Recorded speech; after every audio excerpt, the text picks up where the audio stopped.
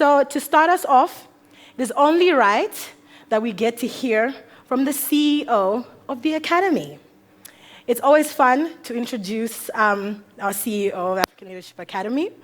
He's a man of many integral words with extensive experience in the education space. And personally, one of my favorite public speakers, I'm not gonna lie. I'm just waiting for that masterclass. I've been asking, every time Hatim speaks, it's quite the experience. But I'll let him rouse us with his words today. So please welcome to the stage the CEO of African Leadership Academy, Hatim Eltayeb.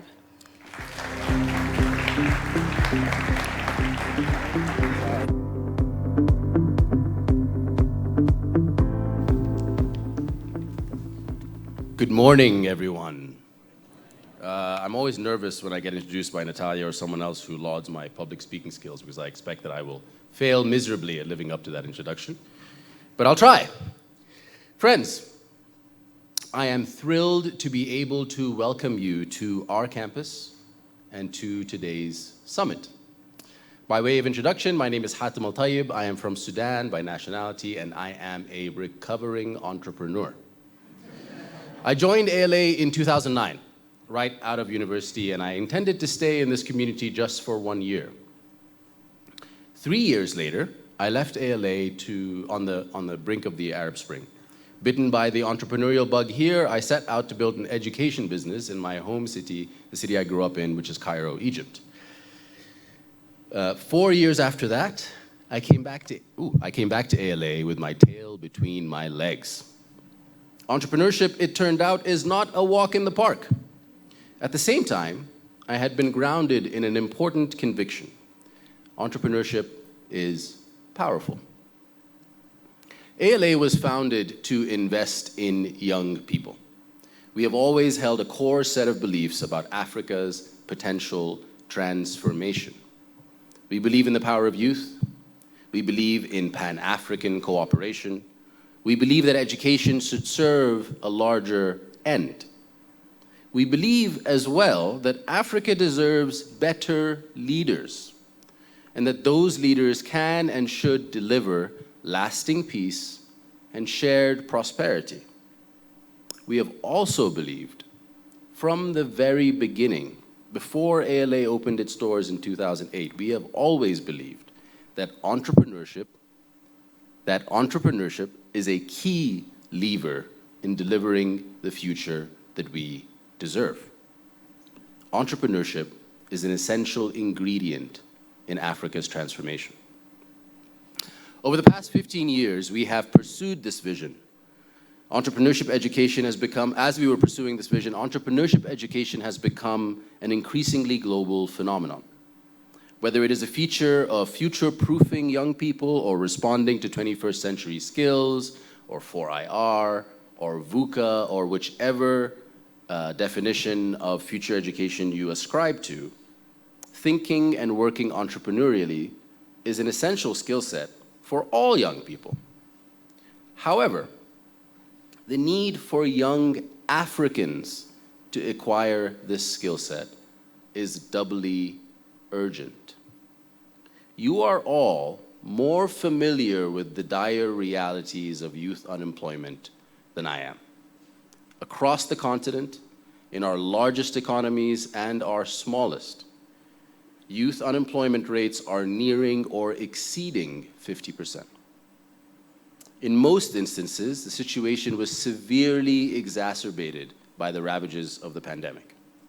We can be sure that traditional pathways to employment through education will not grow quickly enough to meet our mounting needs. At the same time, we can expect the shape of the economy to continue to change drastically over the coming few decades, as disruptions from politics, from technology, and climate change continue to unfold. We also know for certain that a university education does not equal employability. You've all heard this before. You've heard as well the refrain about Africa being the world's youngest continent and having the largest workforce to put to work by 2035. To this point, I'm sure some of you will have seen the demographic analysis that was shared in the New York Times in July. Some of the world's biggest economies will continue to age rapidly between now and 2050. Some countries will become the oldest countries in human history. Some of those countries that are experiencing peak economic productivity today, countries like South Korea and Italy, will have populations where more than a third are above the age of 65. China, in 2050, will have 200 million fewer productive age people in its population. At the same time, over those same 2 decades, African countries will continue to drive global population growth, moving towards a moment when almost half of all humans will live in Africa. As an entrepreneurial aside, there's a huge opportunity here for anyone who can figure out south to north human capital flows in the care economy. So this article highlights an interesting corollary to these demographic shifts. As populations age, they enter and exit periods of economic productivity or economic opportunity. While most African economies today have populations with an average below peak economic productivity, basically there are a lot more children as opposed to working age people, by 2050, this trend will begin to reverse.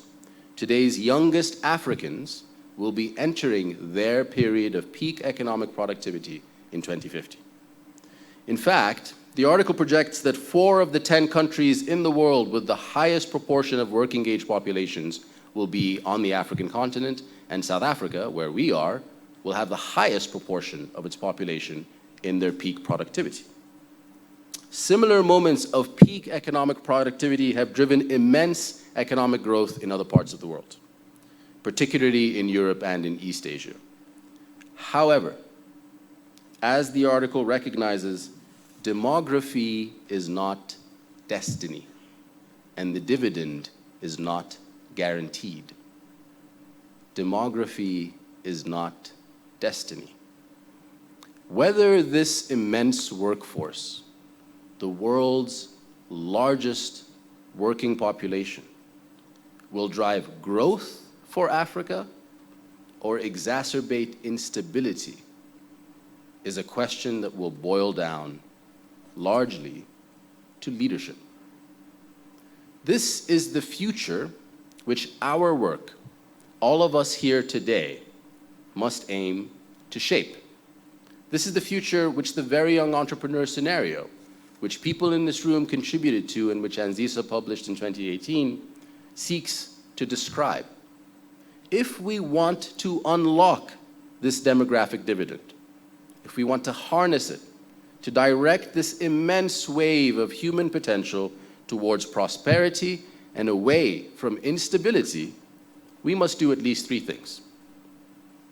First of all, we must invest in individuals. Over the past 12 years, Anzisha has invested in more than 220 young Africans between the ages of 15 and 22. They've come from every region in the continent, north, south, east, west, central, and islands. They speak a variety of language, they come from a variety of language backgrounds, Anglophone, Lusophone, Arabophone, Francophone.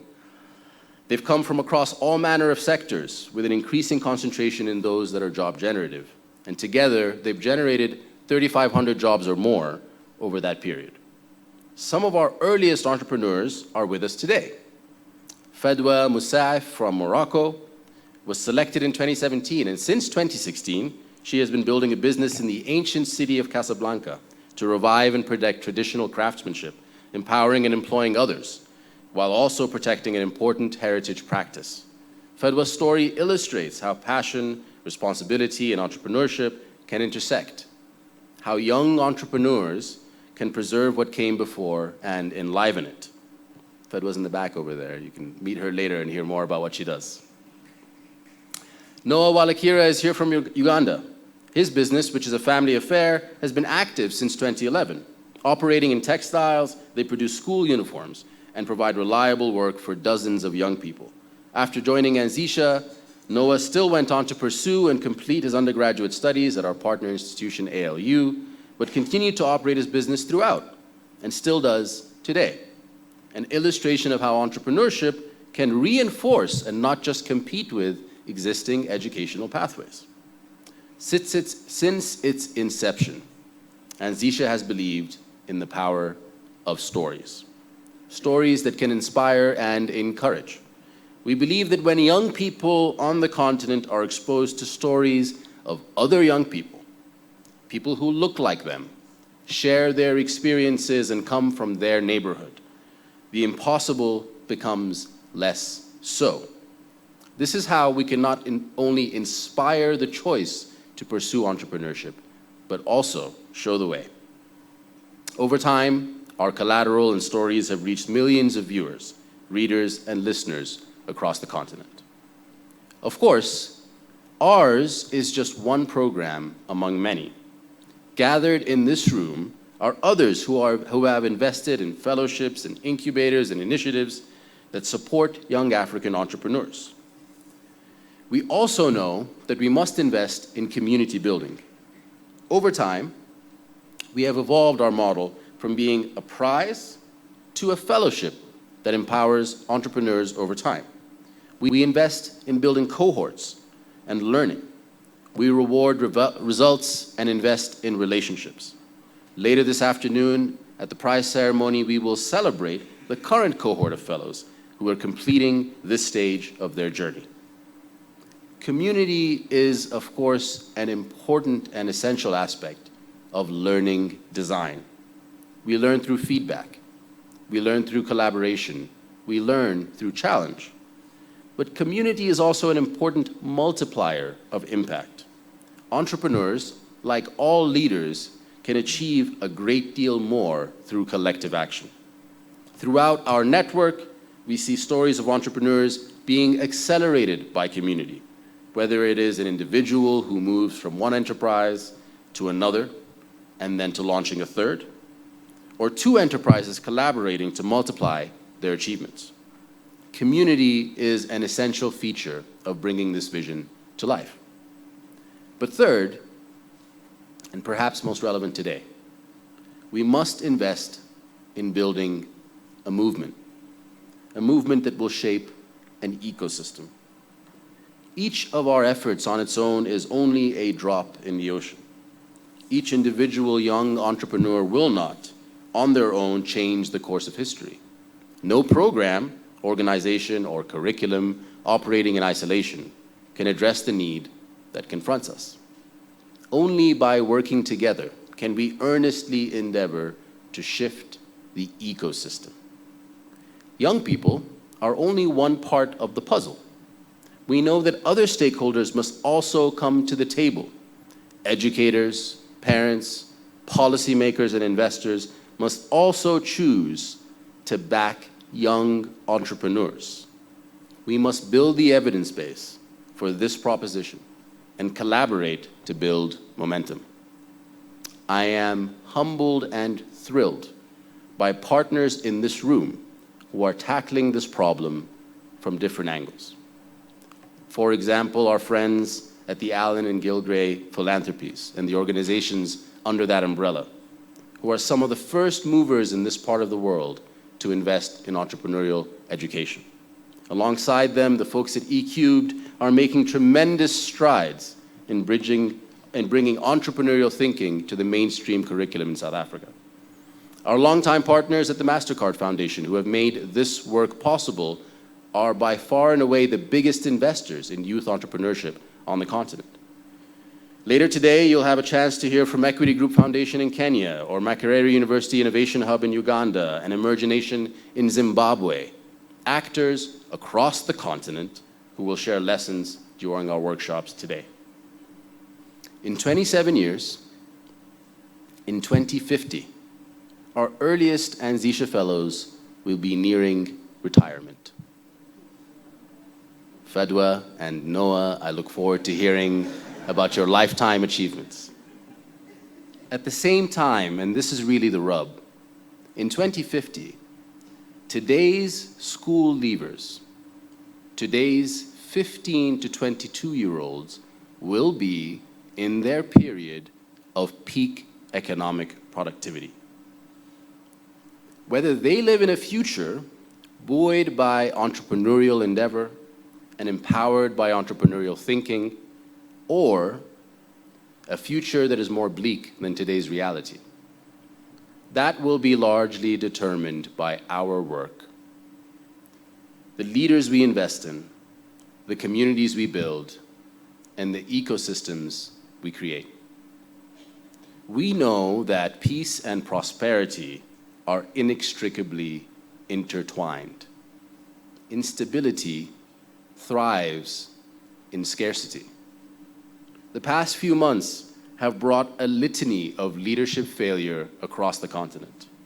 A succession of coups in Francophone West Africa is a grim déjà vu of failed institutions.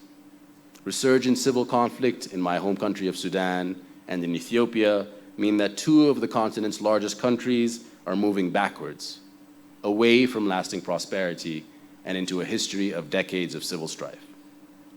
In this country, the crisis of youth unemployment teeters on the brink. Entrepreneurs are not heroes. They are not saviors. None of us are. There is no silver bullet panacea for Africa's challenges. We need robust institutions, we need strong governance, and responsible policymaking. But we also need young people who are empowered to solve problems and create value. We need young people who can point another way, who can build wealth for themselves and for their peers, and who can eradicate scarcity. We need a path to prosperity, and entrepreneurs are without question a key ingredient. Most of all, we need an ecosystem of actors collaborating across the continent to bring this vision to life. I am so grateful to be building this future with all of you. Thank you very much.